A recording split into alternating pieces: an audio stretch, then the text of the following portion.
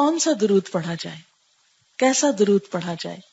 کیونکہ آپ نے دیکھا ہوگا کہ چونکہ درود شریف کی فضیلت بہت ہے، اس لیے ہمارے معاشرے میں بہت سے درود گھڑ لیے گئے، بہت سے درود ایجاد کر لیے گئے ہیں.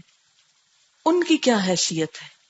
یاد رکھیں وہ دو طرح کے ہیں، اور ان دو کے علاوہ ایک قسم کون سی ہے؟ جو مسنون ہے. مسنون کا کیا مطلب ہے؟ جو سنت سے ثابت ہے. ٹھیک ہے، تو مسنون کون سا ہے؟ جو آپ نے سکھایا ہے. اور دوسرے کون سے ہیں؟ جو لوگوں نے خود بنائے ہیں. اب جو لوگوں نے خود بنائے ہیں وہ دو طرح کے ہیں. ایک تو وہ ہے کہ جو اچھے بہترین الفاظ میں آپ کی تعریف ہے. یہ ایسا ہی ہے جیسے نعت شعر میں ہوتی ہے، تو یہ درود نثر میں ہے. اس میں کوئی حرج نہیں، کوئی گناہ کی بات نہیں، کچھ نہیں. بڑے خوبصورت الفاظ چنے گئے آپ کی تعریف بیان کرنے کے لیے یا آپ کے لیے دعائے خیر کرنے کے لیے. ٹھیک ہے، پڑھ لیں اس کو، کوئی حرج نہیں.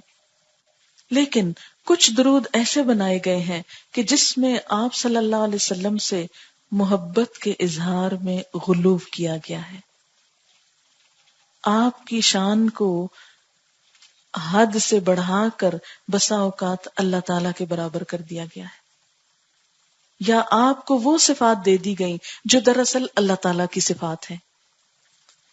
ایسے میں چونکہ شرک شامل ہو جاتا ہے اور نبی صلی اللہ علیہ وسلم کی نافرمانی بھی ہوتی ہے، کیونکہ آپ نے خود منع فرمایا تھا لا تطرونی کما اطرت النصارى عیسی ابن مریم، مجھے میری حد سے آگے نہ بڑھاؤ جیسے نصارہ نے عیسی ابن مریم کو کیا کیا تھا، ان کے درجے اور مقام سے آگے بڑھا دیا اور کیا بنا دیا، اللہ کا نبی کہنے کی بجائے اللہ کا بیٹا کہہ دیا. تو فرمایا اے میری امت کے لوگوں، تم نہ ایسے کرنا، مجھے میری حد سے آگے نہیں بڑھانا. اچھا، ہمارے ہاں کیا ہوتا ہے عام طور پر کہ نبی صلی اللہ علیہ وسلم کے لیے بسا اوقات تعریف کے الفاظ کہتے ہوئے یہ کہہ دیا جاتا ہے نور من نور اللہ، آپ نور ہیں اور اللہ کے نور سے نکلے ہیں. جیسے عیسیٰ علیہ السلام کے لیے کیا کہتے ہیں؟ اللہ کے بیٹے، یعنی اللہ سے پیدا ہوئے. بیٹا پیدا ہوتا ہے نا کسی سے، ویسے تو نہیں بیٹا کسی کو کہہ سکتے. تو قرآن پاک میں کیا ہوتا ہے؟ لم یلد ولم یولد، نہ اس نے کسی کو جنم دیا نہ کسی سے جنم لیا، نہ جنم دیا کسی کو نہ کسی سے جنم لیا، نہ اس کا کوئی بیٹا نہ وہ کسی کا بیٹا. تو اسی طرح اللہ تعالی خالق ہے اور باقی سب اس کی مخلوق ہیں. اس لیے یہ کہنا کہ کوئی چیز اللہ تعالی سے الگ ہو کر ہمارے سامنے آئی اور وہ اللہ ہی کا حصہ ہے، یہ پھر شرک ہو جاتا ہے. اور شرک کیسا گناہ ہے؟ کبھی معاف نہیں ہوتا. ان اللہ لا یغفر ان یشرک بہ ویغفر ما دون ذلک لمن یشاء. اللہ تعالیٰ اس بات کو معاف نہیں کرے گا کہ اس کے ساتھ شرک کیا جائے، ہاں اس کے علاوہ باقی گناہ جس کے لیے چاہے گا معاف کر دے گا. اچھا، بسا اوقات ہم شعر بھی ایسے پڑھ لیتے ہیں، مثلا وہی جو مستوی تھا عرش میں خدا ہو کر، اتر پڑا مدینے میں مصطفیٰ ہو کر. تو اس میں کیا ہو جاتا ہے؟ شرک ہو جاتا ہے. کیونکہ یہ جو بتوں کے پوجنے والے لوگ تھے نا، یہ بھی یہی کہا کرتے تھے کہ یہ جو بت ہے نا پتھر کے، یہ اللہ تعالی کے نمائندے ہیں اور اللہ تعالی کی خاص طاقت ہے ان میں، اور نعوذ باللہ اس کا روپ ہے. یہ ان کو دیکھ کر ہم کو خدا یاد آتا ہے، اور پھر آگے بڑھ کر ان کے اندر کچھ صفات بھی سمجھتے تھے کہ یہ اولاد دیتا ہے، یعنی اولاد دینے والا دیوتا ہے، اور یہ رزق کا دیوتا ہے، یہ بارش کا دیوتا ہے، یہ سورج دیوتا ہے. سنی ہے نا یہ باتیں آپ نے؟ پہلے وہ کیا کہتے ہیں؟ یہ اللہ تعالیٰ کا اوتار ہے، پھر اس کے بعد آہستہ آہستہ انہی کے اندر اللہ تعالیٰ کی صفات ڈھونڈ لیتے اور یوں شرک شروع ہو جاتا. ہم مسلمانوں نے بھی کیا کیا؟ پہلے حضور صلی اللہ علیہ وسلم کے اندر کچھ اللہ تعالیٰ کی صفات لے آئے اور پھر ان سے مانگنا بھی شروع کر دیا، اور کبھی کبھی ایسے الفاظ کہے کہ جو دراصل اللہ تعالیٰ ہی کی صفت ہے. مثلا ایک ہمارے ہاں مشہور درود ہے جس کو درود تاج کہا جاتا ہے. آپ سب واقف ہوں گے اس سے. اس کے شروع میں جنہوں نے کبھی پڑھا ہو ان کو یاد ہوگا کہ اس کے شروع میں آتا ہے دافع البلاء والوباء والمرض والالم والقحط، آتا ہے نا. یہ حضور صلی اللہ علیہ وسلم کی صفت کے طور پر بات کی جاتی ہے کہ آپ کیا کرنے والے ہیں، بلاؤں کے دور کرنے والے ہیں، وباؤں کے دور کرنے والے ہیں، مرض کے دور کرنے والے ہیں، قحط کے اور بیماری کے درد دکھ ہر چیز دور کرنے والے. اب یہ سب کچھ دور کون کرتا ہے؟ اللہ کرتا ہے. اگر ہم آپ صلی اللہ علیہ وسلم کی عقیدت میں، شان میں، محبت میں ایسی بات آپ کے ذمہ لگائیں گے تو ایک طرف آپ کو بھی ناراض کریں گے، دوسری طرف اللہ تعالیٰ کو ناراض کریں گے، اور رحمت آنے کی بجائے اللہ تعالیٰ کا غضب آ سکتا ہے. اس لیے کوئی بھی درود جب آپ پڑھیں تو پہلا کام یہ کریں کہ اس کا مطلب پڑھیں. اور مطلب بھی بسا اوقات جو نیچے لکھے ہوتے ہیں وہ صحیح نہیں ہوتے، کیونکہ میں نے کئی درود تاج کے نیچے جب ترجمہ پڑھا تو اس میں انہوں نے لکھا ہوا کہ اللہ تعالیٰ آپ کے وسیلے سے ہمارے یہ بلائیں دور کرتے ہیں، حالانکہ عربی عبارت میں وسیلے کا لفظ ہی کوئی نہیں ہے، ڈائریکٹ لکھا ہوا ہے. پھر بعض اوقات آپ کا مقام اللہ تعالیٰ کے مقام سے بڑھا دیتے ہیں لوگ.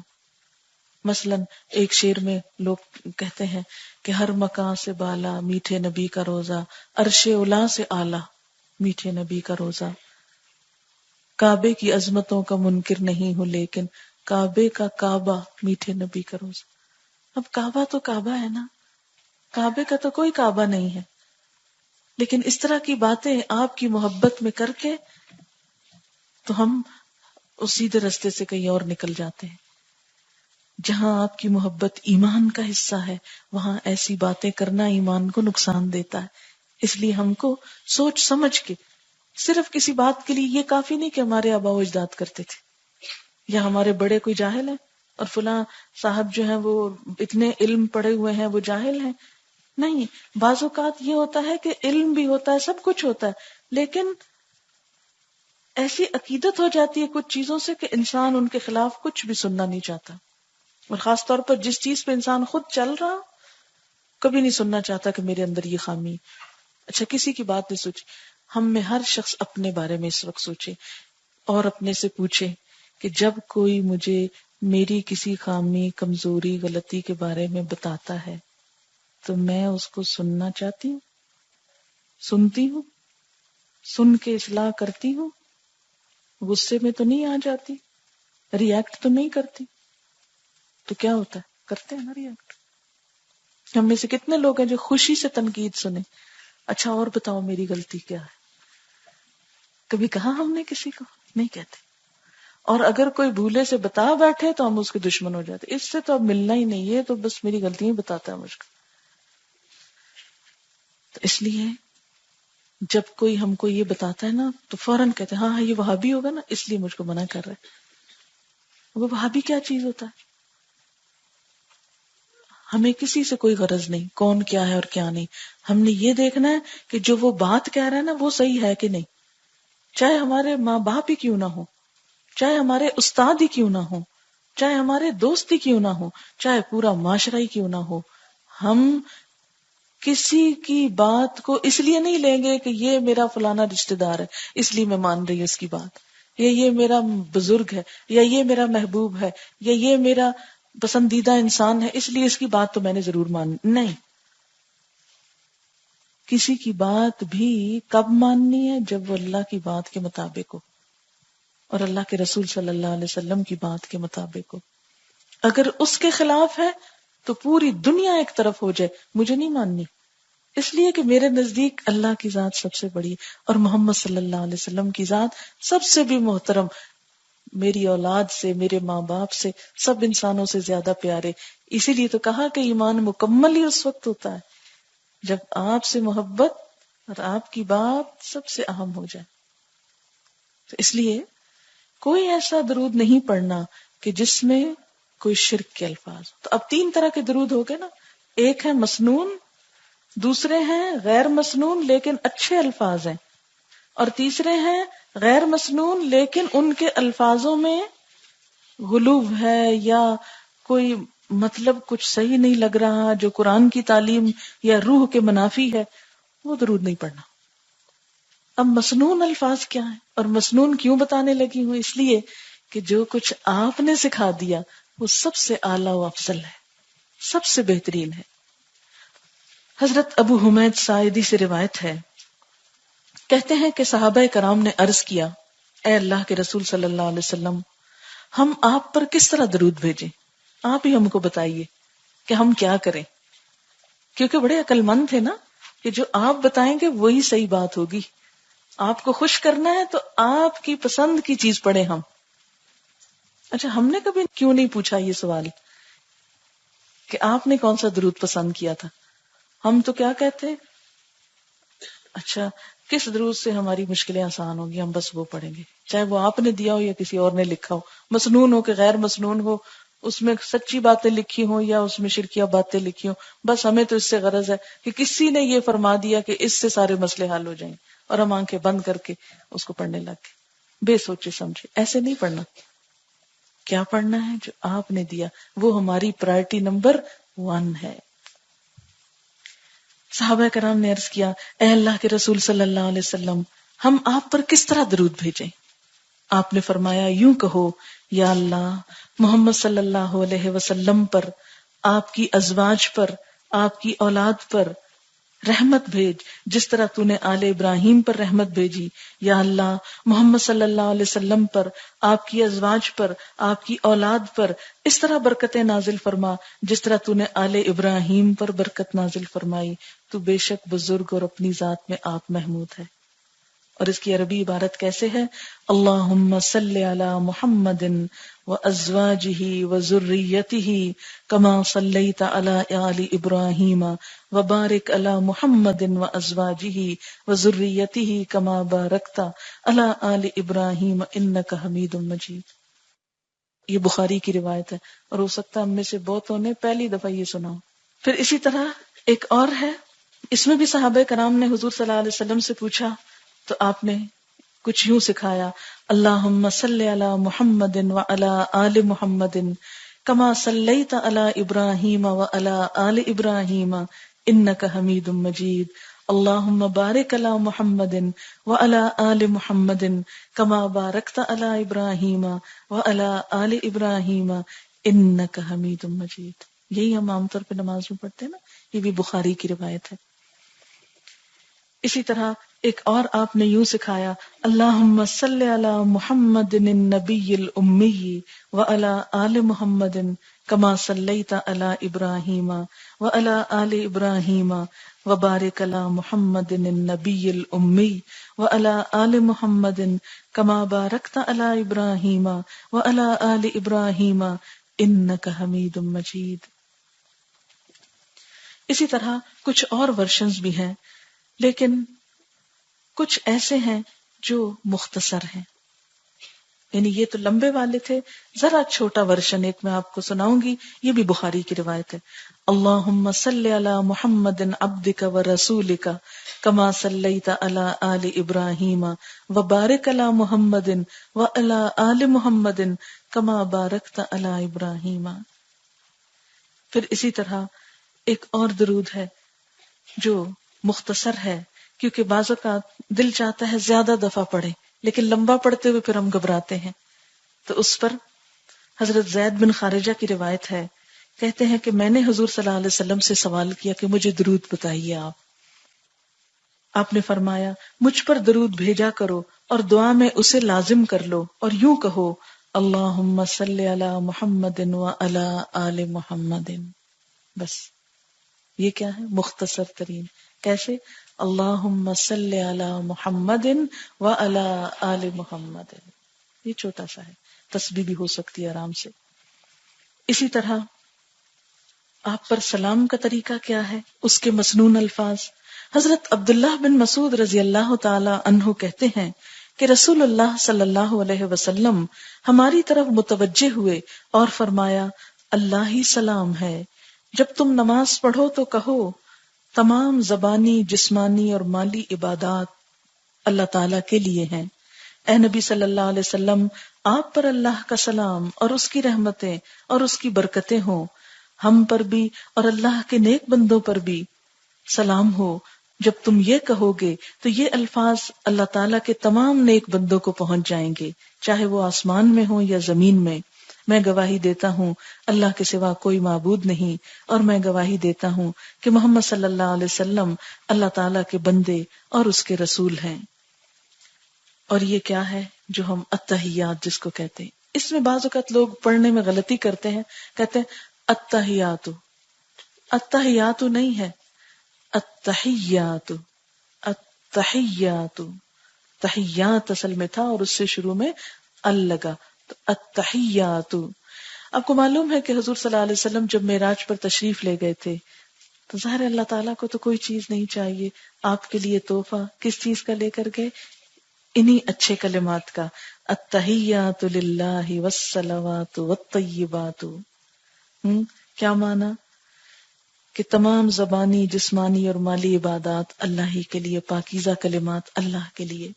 اس پر اللہ تعالیٰ نے کیا فرمایا؟ السلام علیک ایھا النبی. ایسے اللہ تعالیٰ نے سلام بھیجا اور ہم کو بھی سکھا دیا کیسے. السلام علیک ایھا النبی ورحمۃ اللہ وبرکاتہ. یہ ہے سلام کا صحیح طریقہ.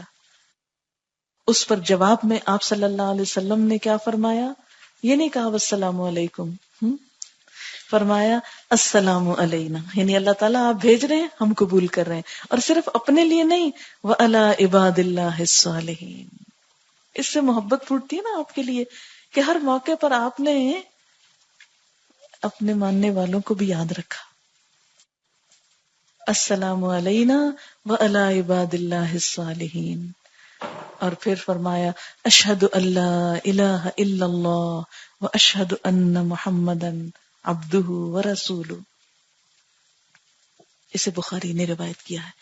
اور آپ دیکھیے کہ جو شخص دن میں 5 نمازیں پڑھتا ہے وہ لازماً درود اور سلام دونوں پڑھتا رہتا ہے. اچھا، درود کب کب پڑھنا چاہیے، کس کس موقع پر؟ نمبر 1، نماز ختم کرنے سے پہلے درود پڑھنا مسنون ہے. حضرت فضالہ بن عبید کہتے ہیں کہ رسول اللہ صلی اللہ علیہ وسلم نے ایک آدمی کو نماز میں درود کے بغیر دعا مانگتے ہوئے سنا. یعنی اس نے درود نہیں پڑھا، التحیات پڑھ کے فوراً دعائیں مانگنی شروع کر دی، رب اجعلنی وغیرہ. آپ نے فرمایا اس نے جلدی کی. پھر آپ نے اسے اپنے پاس بلایا اور اس کو یا کسی دوسرے کو مخاطب کر کے فرمایا جب کوئی نماز پڑھے تو اللہ تعالیٰ کی حمد و ثنا سے آغاز کرے. ہم کیسے پڑھتے ہیں نماز اللہ اکبر کر کے؟ سبحانک اللہم و بحمدک و تبارک اسمک و تعالی جدک و لا الہ غیرک. پھر اسی طرح الحمدللہ رب العالمین. تو یہ کیا ہے؟ نماز کی ابتدا ہے. اور فرمایا جب کوئی نماز پڑھے تو حمد و ثنا سے آغاز کرے. پھر تشہد میں اللہ تعالیٰ کے نبی پر درود بھیجے اور اس کے بعد جو دعا چاہے مانگے. یعنی سب سے آخر میں اپنے لیے دعا مانگنی چاہیے، جو ہم صرف ایک ہی مانگتے ہیں، رب اجعلنی مقیم الصلاۃ ومن ذریتی، حالانکہ کئی ایک دعائیں مسنون ہیں.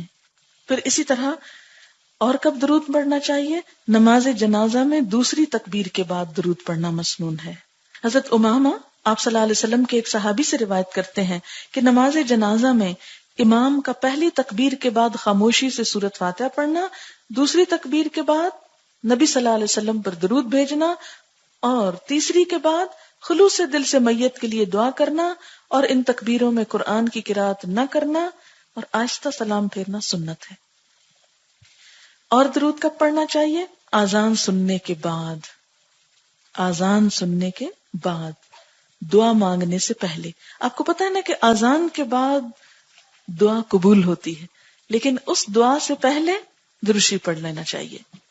حضرت عبداللہ بن عمرو بن عاص رضی اللہ تعالیٰ عنہ کہتے ہیں میں نے رسول اللہ صلی اللہ علیہ وسلم کو فرماتے ہوئے سنا جب مؤذن کی آذان سنو تو وہی کچھ کہو جو مؤذن کہتا ہے، پھر مجھ پر درود پڑھو کیونکہ مجھ پر درود پڑھنے والے پر اللہ کی 10 رحمتیں نازل ہوتی ہیں.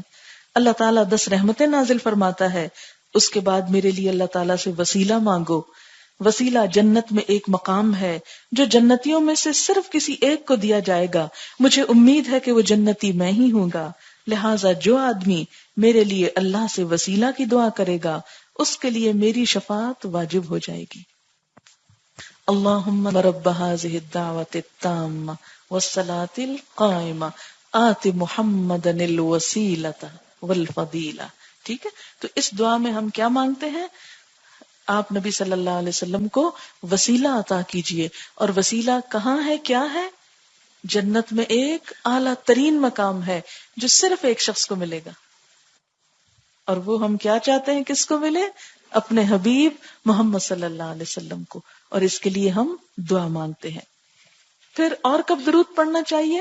اہل ایمان کو ہر وقت ہر جگہ درود بھیجنے کا حکم ہے. کہیں بھی بیٹھے آپ فارغ ہیں، مثلا یہاں سے گھر جا رہے ہیں، گاڑی میں بیٹھے ہیں، بس انتظار کر رہے ہیں کب گھر آئے تو اتروں، بور ہو رہے ہیں. نہیں، کیوں بور ہوتے ہیں؟ درود شریف پڑھیے، رحمتیں آنے لگیں گی، سفر آسان ہو جائے گا، مشکلیں آسان ہوگی. حضرت ابو ہریرہ رضی اللہ تعالیٰ عنہ کہتے ہیں کہ نبی صلی اللہ علیہ وسلم نے فرمایا، میری قبر کو میلہ نہ بناؤ. یعنی جیسے میلے لگتے ہیں تو ایسا نہ ہو کہ میری قبر پہ آ کے کھاؤ پیو اور شادیانے بجاؤ اور میلے لگاؤ. جس طرح آج کل کیا ہوتا ہے کہ مختلف بزرگوں کی قبر پر میلے لگتے ہیں، وہاں پر لوگ جا کر دعا تو کم ہی مانگتے ہیں، کیا کرتے ہیں؟ اتنے سٹالز لگے ہوتے ہیں، چیزوں کی خرید و فروخت ہوتی ہے، دیگیں پکتی ہیں اور پھر دھمالیں پڑتی ہیں اور سب شور شرابہ اور ایک انجوائمنٹ کا سامان، میوزک بج رہا ہے اور پتہ نہیں کیا کیا. آپ صلی اللہ علیہ وسلم نے اس چیز سے منع فرمایا کہ میری قبر کو میلہ نہ بنانا، کیونکہ آپ کو خبر دے دی گئی ہوگی نا اللہ تعالیٰ کی طرف سے کہ امت اصل کام چھوڑ کے اب یہ کرنے والی ہے. لہذا آپ نے کیا فرمایا؟ نہ میری قبر کو میلہ بنانا، نہ ہی اپنے گھروں کو قبرستان بنانا. وہ کیسے؟ کہ اس میں کوئی اللہ کا ذکر نہ ہو. تم جہاں کہیں بھی ہو مجھ پر درود بھیجتے رہو، تمہارا درود مجھے پہنچا دیا جاتا ہے. تمہارا درود مجھ کو پہنچا دیا جاتا ہے. اسے احمد نے روایت کیا ہے. حضرت ابو بکر صدیق رضی اللہ تعالیٰ عنہ کہتے ہیں کہ رسول اللہ صلی اللہ علیہ وسلم نے فرمایا، مجھ پر کثرت سے درود بھیجا کرو، اللہ تعالیٰ میری قبر پر ایک فرشتہ مقرر فرمائے گا، جب بھی میرا کوئی امتی مجھ پہ درود بھیجے گا تو یہ فرشتہ مجھے کہے گا، اے محمد صلی اللہ علیہ وسلم، فلاں بن فلاں نے فلاں وقت آپ پر درود بھیجا ہے. یعنی آپ کو وہ پہنچایا جاتا ہے. حضرت عبداللہ بن مسعود کہتے ہیں رسول اللہ صلی اللہ علیہ وسلم نے فرمایا کہ اللہ تعالیٰ نے میری امت کے لوگوں کا سلام مجھے پہنچانے کے لیے فرشتے مقرر کر رکھے ہیں. یعنی ہر جگہ سے وہ اکٹھا کرتے ہیں اور مجھ تک پہنچا دیتے. آپ دیکھیں نا، جس سے محبت ہوتی اس کے نام خط لکھے جاتے ہیں. آپ نے سنا ہوگا فلاں ایکٹر کو ایک دن میں اتنے 1000 خط آتے ہیں، دیانا کی قبر کے پاس پھولوں کے ڈھیر ہوتے ہیں. تو دنیا دار لوگوں کے لیے محبتوں کے ایسے نذرانے آتے ہیں جو پھول سوکھ جاتے ہیں اور ردی کے ڈھیر بن جاتے ہیں اور خط پھینک دیے جاتے ہیں ردی کی ٹوکریوں میں. لیکن سب سے بہترین تحفہ کیا ہے؟ دعائے خیر. وہ محفوظ ہو جاتی ہے، آپ کو بھی فائدہ ہوا جس کے لیے بھیجی گئی اور کرنے والے کو بھی رحمتیں مل گئیں. کیا خوبصورت انداز ہے محبت کے اظہار کا. اور فرشتے مقرر ہیں جو پوری دنیا سے میل آپ تک پہنچا رہے ہیں. کون کون آپ کے لیے تحفے بھیج رہا ہے. اور درود کے تحفے نہ مرجھاتے ہیں، نہ سوکھتے ہیں، نہ ردی میں جاتے ہیں، عرش بالا پہ جمع ہو رہے ہیں. جمعہ کے دن آپ صلی اللہ علیہ وسلم پر کثرت سے درود بھیجنا چاہیے. یہ یاد رکھیے، اس بات کو کبھی نہ بھولیے. حضرت ابو مسعود انصاری کہتے ہیں کہ رسول اللہ صلی اللہ علیہ وسلم نے فرمایا کہ جمعہ کے روز مجھ پر کثرت سے درود بھیجا کرو. جو آدمی جمعہ کے روز مجھ پر درود بھیجتا ہے وہ میرے سامنے پیش کیا جاتا ہے. اسے بہقی نے روایت کیا جاتا ہے. یعنی اس کا تعارف بھی ایک طرح سے آپ کے سامنے ہوتا ہے. حضرت اوس بن اوس کہتے ہیں کہ نبی صلی اللہ علیہ وسلم نے فرمایا، سب دنوں میں جمعہ کا دن افضل ہے. اسی روز آدم علیہ السلام پیدا کیے گئے، اسی روز ان کی روح قبض کی گئی، اسی روز سور پھونکا جائے گا، اسی روز اٹھنے کا حکم ہوگا. لہٰذا اس روز مجھ پر کثرت سے درود بھیجا کرو کیونکہ تمہارا درود میرے سامنے پیش کیا جاتا ہے.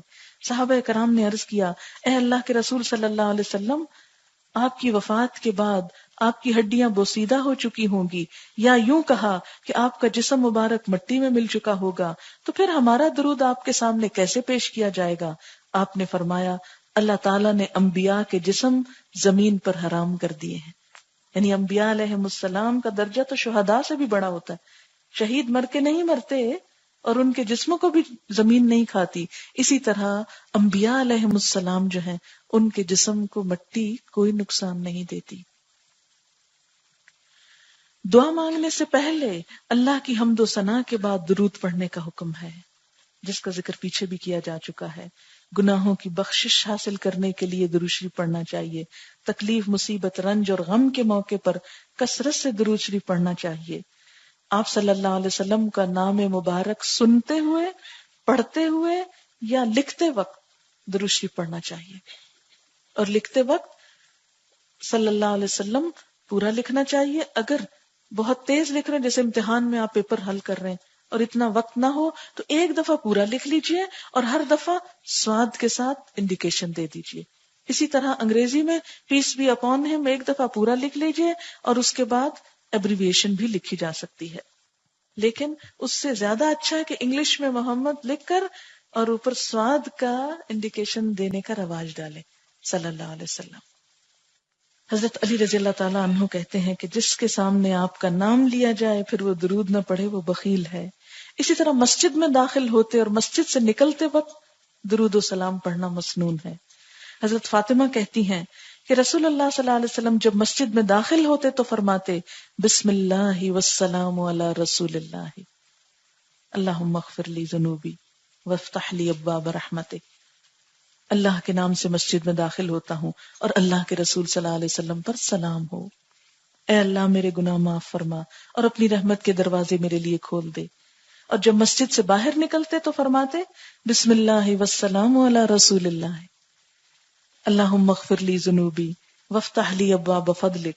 اے اللہ کے نام سے مسجد سے نکلتا ہوں، اللہ کے رسول صلی اللہ علیہ وسلم پر سلام ہو۔ اے اللہ میرے گناہ معاف فرما اور اپنے فضل کے دروازے میرے لیے کھول دے۔ نماز سے فارغ ہونے کے بعد آپ پر درود بھیجنا مسنون ہے۔ کیسے؟ حضرت ابو سعید رضی اللہ تعالیٰ عنہ کہتے ہیں کہ نبی صلی اللہ علیہ وسلم جب نماز سے سلام پھیرتے تو 3 مرتبہ یہ کلمات ادا کرتے تھے، سبحان ربک رب العزت عما یصفون وسلام علی المرسلین والحمد للہ رب العالمین۔ یہ کتنی دفعہ؟ 3 مرتبہ۔ ہر مجلس میں آپ پر درود پڑھنا مسنون ہے، کیونکہ وہ مجلس جہاں اللہ کا ذکر نہ ہو اور درود شریف نہ پڑھا جائے قیامت کے دن انسان کے لیے حسرت کا سبب ہوگی۔ ہر صبح اور شام درود پڑھنا مسنون ہے۔ حضرت ابو الدرداء کہتے ہیں کہ آپ صلی اللہ علیہ وسلم نے فرمایا جس نے 10 مرتبہ صبح اور 10 مرتبہ شام درود پڑھا